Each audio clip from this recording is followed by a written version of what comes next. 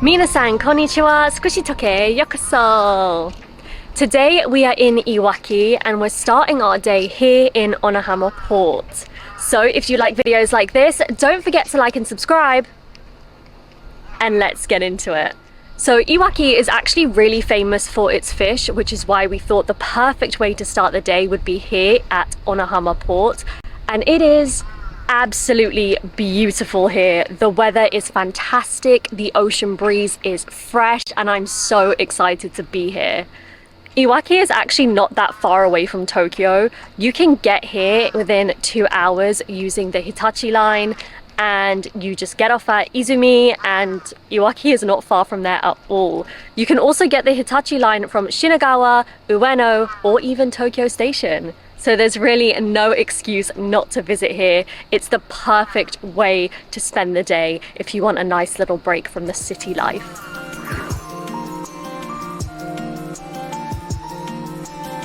So we are currently at Iwaki Raramyu, and on the first floor just here is a fish market, and as a fish lover, I'm very happy to know that. Inside there are souvenir shops and also restaurants too, so you can have a lot of fun here. It's also their 25th anniversary, so it's the perfect time to check it out. So let's go and explore. So we're inside the fish market now, and I'm completely overwhelmed by the amount of fish that's here. They literally have everything. So if you're looking to buy some delicious fish, this is definitely the place to go. They'll definitely have what you're looking for. The fish is really fresh too, and you can tell just by looking at it.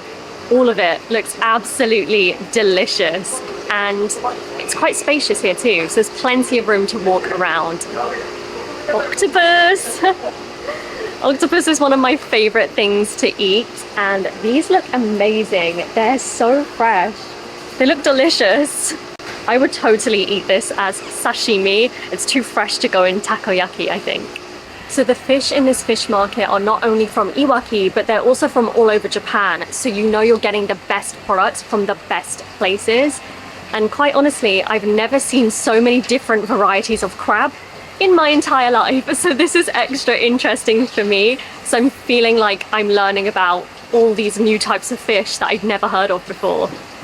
Here they have oysters from different areas of Japan, so you can pick which oyster you want based on which area of Japan it comes from, and you can see that there's a difference in size as well. So like I said before, if you're looking for anything fish or seafood related, you're going to find it here. Here we have Ise shrimp, and originally it's from Mie Prefecture, but actually these particular shrimp were caught here in Iwaki. So that's pretty interesting if you ask me. You usually would only be able to get it in Mie, but for some reason you can now get it in Iwaki. This might be the biggest shrimp I've ever seen in my life. It is huge, but it looks incredible. I want to eat this. But yeah, it's amazing. I don't think I've ever seen a shrimp that size before. I'm kind of shocked. So we're now inside Raramyu, and this is where all of the souvenir stores are, and a lot of them sell some amazing things. So let's go and explore and see if they have anything that I want to buy. They probably will.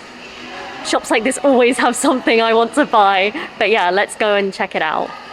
The first thing that's caught my attention is this. I believe it's some kind of game where you have to catch one of these balls with a fishing rod, and depending what's inside the ball, you can get one of these fish, and they are absolutely adorable. If you ever come to Fukushima, you're going to see a lot of these. These are akabeko, and they're essentially red cows. The history of them is quite interesting. There used to be loads of cows in Fukushima, and they were all working cows, so they would carry various things from A to B. Eventually the cows stopped working, and the only cow to continue was the red cow. So yeah, if you come to Fukushima, you will see these cute red cows absolutely everywhere. So I just got Shimitan, and it's basically kind of like a donut with yomogi mochi inside, and I'm so excited to try this. I decided to eat it out here with a view of the ocean because it's such a beautiful day and I really just want to make the most of it. So Shimitan is mostly eaten in Fukushima prefecture. Anyway, I'm gonna try this. Itadakimasu.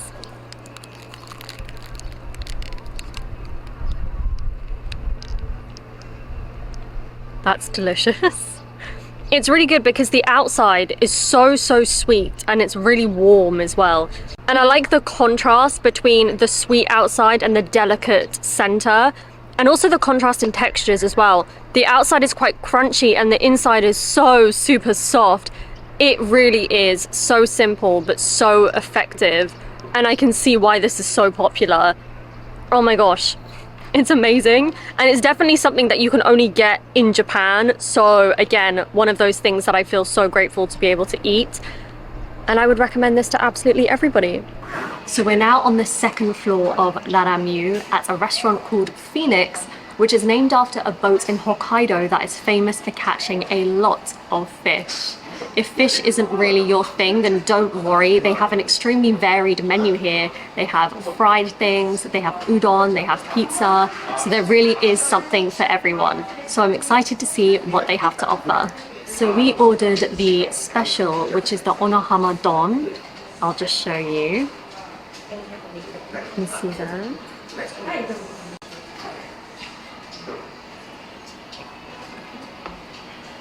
So this dish has 14 different kinds of fish in it, and it does change depending on the season, which only proves how fresh the fish is. Alright, here we go. Itadakimasu. I don't know where to start.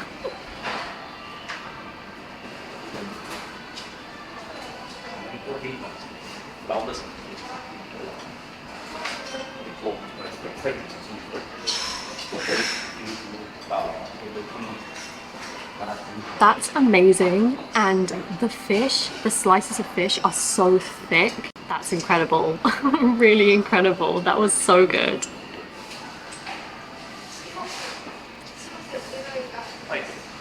I'm not a massive fan of uni, but that was great. I think that uni might turn me into a fan of it because it was really good and delicate and fresh, and just it melts in your mouth. It's amazing. It's really nice to be eating fresh fish with an incredible view of the ocean. This is such a lovely restaurant. It has good food and an amazing view. What more do you want? And it makes sense that this dish is called Onohama Don when we're right by the Onohama port.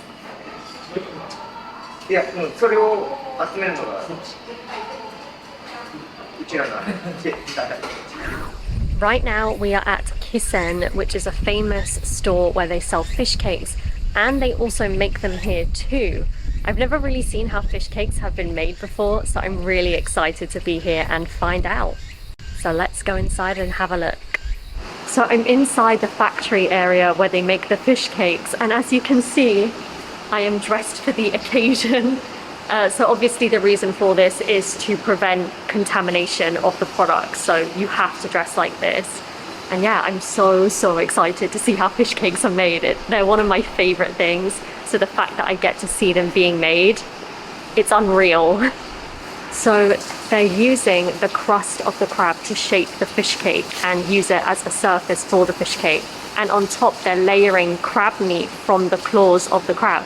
So majority of the crab is being used here and not a lot is being wasted. And I think that's incredible. You can see the staff here working very efficiently, but they're also taking a lot of care in what they're doing as well. So you can see the finished results just behind me, and you can see just how much crab is being used. This factory was founded in 1963 by the owner's grandfather. And unfortunately in 2011, after the earthquake, they lost quite a lot of business, as you can imagine.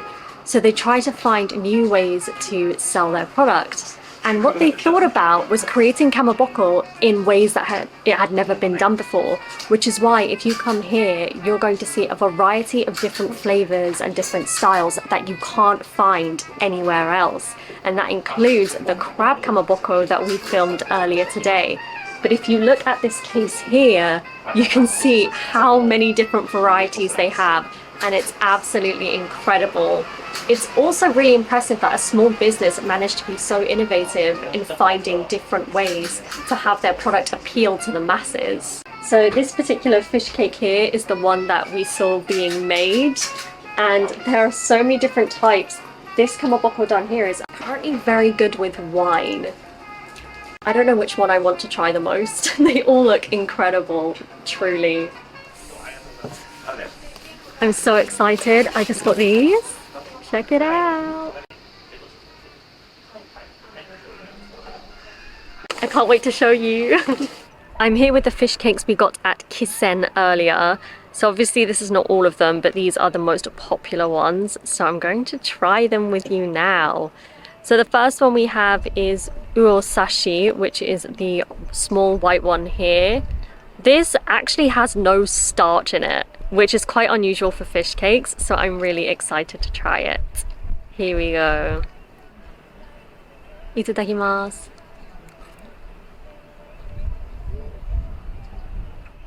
Wow.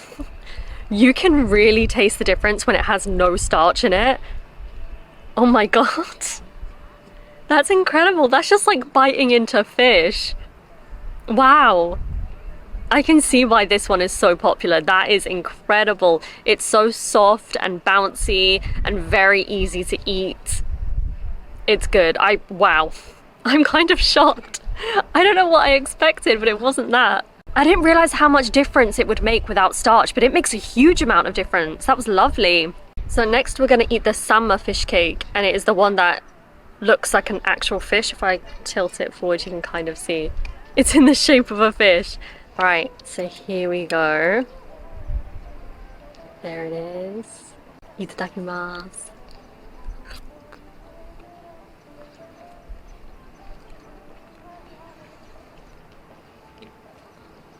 Oh my god. I just want to eat the whole thing, really. It is seasoned to perfection. That has a really great flavor. I can see why you can just have this alone with rice. You don't need anything else. That is packed full of flavor. Wow. I literally am speechless. That is insane. This apparently is also good with Japanese sake, and I can taste why. I feel like that would taste phenomenal with sake. That would be the perfect pairing. I'm shocked. That is packed full of flavor. These are really taking me by surprise so far, because my impression of fish cake originally was that it was good, but it can be quite bland, so you can't eat it alone. You have to have it with other things. But so far with what I've tried, these are full of flavor. I'm amazed, truly.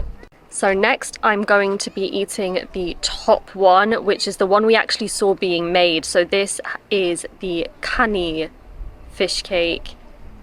Look at it, isn't it beautiful? Look at the colors.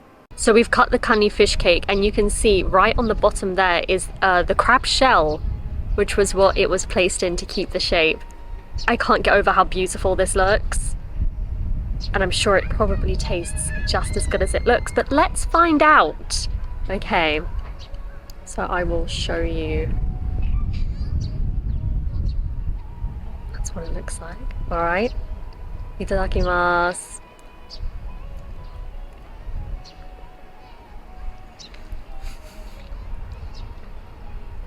That tastes like I've bitten into a crab.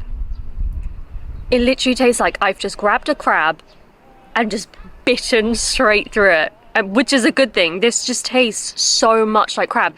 This is everything you want to taste in something that is crab flavored. Absolutely. This is the flavor you're looking for when you're looking for a crab flavor. So this fish cake looks phenomenal, and the taste definitely matches. It's so juicy, it's so easy to chew, it's so fragrant. They all have such unique flavors, which I feel like is quite difficult to find. Usually all fish cakes taste pretty similar, Not with these. You're getting a completely different experience each time you try one. And I think that's exactly what you want in any type of food. I am so impressed and so unbelievably grateful that I've had the opportunity to eat these. Wow! We're now at Iwaki Marine Tower, and this was originally built in 1985, or rather that's when it was completed, and it stands at nearly 60 meters tall. Look at that. Like, it's insane. It's so high up, and we are here on the perfect day because the sky is so clear and the weather is beautiful, so it's the most ideal situation to be here in.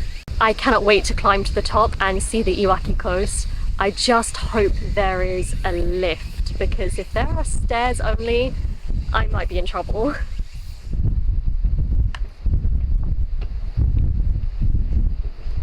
Wow. This is really high up. So I probably should have mentioned earlier that it's 60 meters above ground level, but 106 meters above sea level. So it's quite a difference there. And you can see such an amazing view of Onohama Port over there. And you can see there's a ton of greenery down below, which I mentioned before. I really love seeing the contrast between the green of the grass and the blue of the ocean. It looks absolutely incredible. Just in front of me, I can also see the beach. So I'll show you that in a minute as well. The beach looks amazing. It's incredible being up here, and really there is not a more perfect day than today to visit. I feel so lucky. It's a bit scary though, because it is very high up, but it's breathtaking. Right now we are at Aquamarine Fukushima, which is an aquarium here, and apparently it's really beautiful, and you can see from the outside that it is quite big. I love visiting aquariums in Japan just because there's so many of them, and I think it's a great place to go for a date or just to spend your time at the weekend. So I'm extra excited to see this one today. Already outside the front of the aquarium there are many different coloured flags with various drawings of different fish on them, and that really catches your eye. So I'm so excited to check it out. So let's go inside and explore.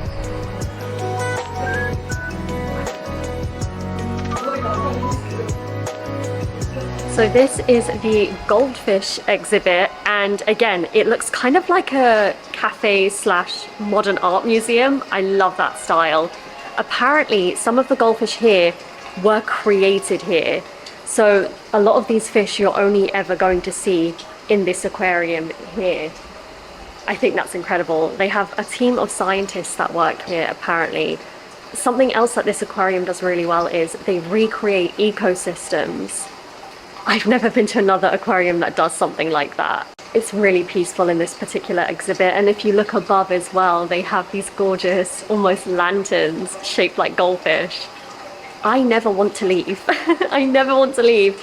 And so far each exhibition I've been to is just showing how different this aquarium is to all other aquariums. The way these particular tanks are designed enables you to have a 360-degree view of the fish.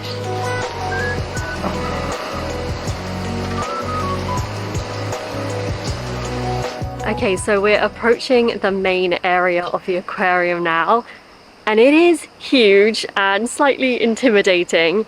One of the important features to notice is that it's made of glass, which allows the natural light to come through, so the animals do get to experience some natural light as opposed to being in a dark room, which I think is excellent. This aquarium was established in the year 2000, and this glass building is an original feature, and this is kind of what this aquarium has become famous for. This glass building is extremely iconic, and I can see why. The way it's designed is spectacular. I'm still in a little bit of shock at the size of it.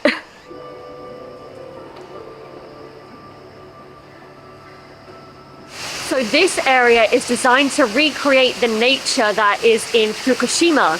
And the way it's organized is really clever, because we're walking down a slope. So up here, you have the fish that you can find upstream, and the further down you go, you can find the fish that live downstream.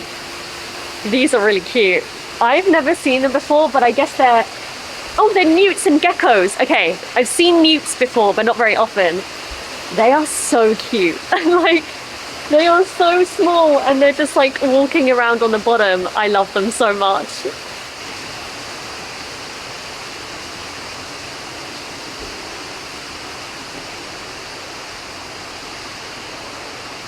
It's amazing. I keep thinking I'm outside and then I look up and I realize, no, I'm not. This is inside, but you just wouldn't realize with all the nature around. Oh my goodness, what is that? What? Can you see that over there? Let's go and take a closer look. This tank is recreating the point where two different ocean currents meet alongside Fukushima. So one of these currents is warm water, one of these currents is cold water, and when that reaction happens, it generates bubbles just like you see here, and also a slight color change in the water. It's incredible that they're able to recreate this in a tank like this, but it's so informative to see it in person like this and have it explained, because I would never know about this until I saw it here today. It is truly, truly fascinating. This is the same tank we saw earlier with the two different ocean currents, but we're further down into the tank now, and you might be able to make out that just along the bottom you see some tuna swimming around, and the tuna actually eat the smaller fish on the top. They've done this to show you the ecosystem, which I think is fascinating, and again, I've never really seen this in any other aquarium before. So it's a great educational experience. And instead of just reading about it, they're actually showing you.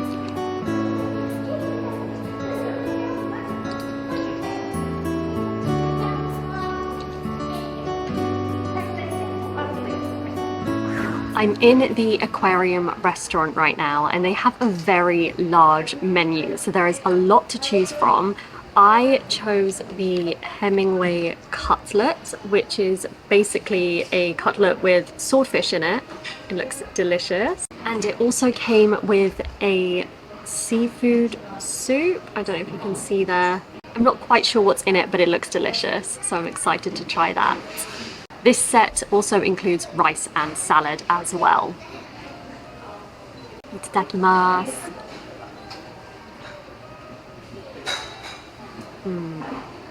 See the breadcrumbs. That's delicious. It's really full of fish. You can get all the flavor of the fish even just in the first mouthful. The sauce has quite a strong lemon flavor to it as well, which complements the fish perfectly. So the reason why this is called the Hemingway cutlet is because the American writer Ernest Hemingway wrote a very famous book called The Old Man and the Sea. In that book, the fisherman is struggling to catch a marlin, I think it's called. It's not quite a swordfish, but they do look quite similar, so I think that's why they called this particular dish the Hemingway cutlet. I found that to be particularly interesting. Okay, so the next thing I'm going to try is this soup. So let's have a look and see what this tastes like. Here we go.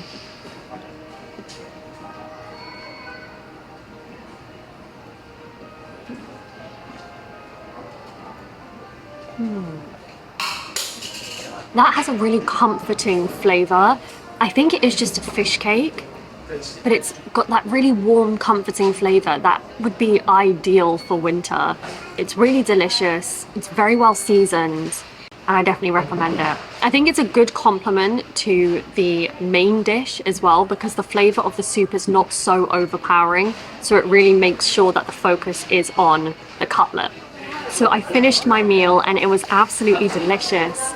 One thing I will say is this restaurant is incredibly spacious. It's massive, and even the ceilings are really, really high. It's a really nice place to just sit, relax, and enjoy some good food. So we are currently in one of two souvenir shops that the aquarium has to offer. And as you can see, I'm surrounded by so many cute items. I'm not sure which I should buy. There are so many cute things. I particularly love this goldfish because even the eyes are kind of sticking out of it, like the goldfish we saw earlier. It's adorable. This gift shop also sells a lot of different snacks. Their most popular snack at the moment is this one here. It's based around a rare type of seal that only really comes out in the winter, and this is kind of what he looks like. How cute is that? Unfortunately, we didn't see him today because it is a bit too warm for him, but in the winter months, if you come to this aquarium, you might get a glimpse of this little cutie. The real one, not this toy, of course. This toy is sold year-round. That is it for today's video, you guys. I would love to hear your thoughts. What part of this trip excited you the most? And would you be willing to travel to Iwaki? It really isn't that far from Tokyo. It's honestly just 2 hours away. So there really is no excuse not to come and visit. Thank you so much for watching, and I'll see you in the next one. Bye!